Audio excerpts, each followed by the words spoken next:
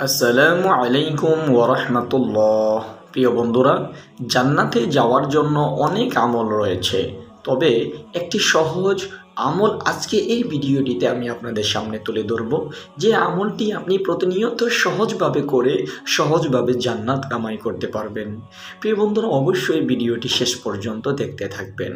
হাদিসে এসেছে, রাসূলুল্লাহ সাল্লাল্লাহু আলাইহি ওয়াসাল্লাম বলেছেন, যে ব্যক্তি নিয়মিত 5 ওয়াক্ত নামাজ আদায় করে, সিজদা করে, আল্লাহ সুবহানাহু ওয়া তাআলা তার জন্য জান্নাত ওয়াজিব করে দেন। সুবহানাল্লাহ। সহিহ মুসলিম শরীফের হাদিসটি 1410 নম্বর হাদিস।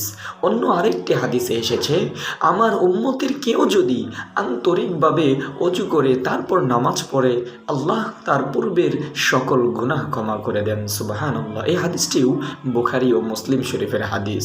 প্রিয় বন্ধুরা, এর ফজিলত সংক্ষেপে যদি আমি আপনাদেরকে বলতে চাই, তাহলে হচ্ছে নামাজে আপনার গুনাহ মাফ হবে, নামাজে আপনার জান্নাতের পথ সুগম হবে, নামাজে আপনার কিয়ামতের দিন আল্লাহর ছায়ায় স্থান পাবেন, এবং নামাজের জন্যই শান্তি ও কল্যাণের জীবনে অভ্যস্ত হয়ে যাবেন আপনি।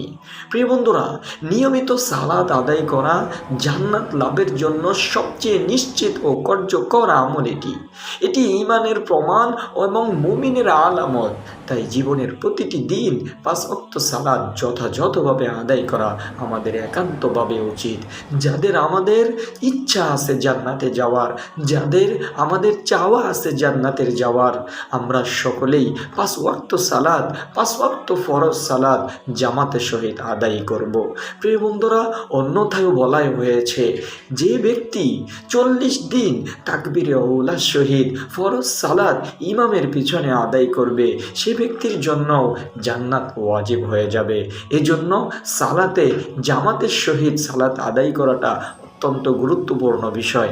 তাই আমরা যদি জান্নাতে যেতে চাই, জান্নাতের যদি লোভ আমাদের ভিতরে থেকে থাকে, তাহলে অবশ্যই আমরা 5 ওয়াক্ত সালাতের প্রতি নজর দেব, এবং সালাতের পাশাপাশি যে সুন্নত নফল যে ইবাদতগুলো রয়েছে, সেই ইবাদতগুলো আমরা করব ইনশাআল্লাহ।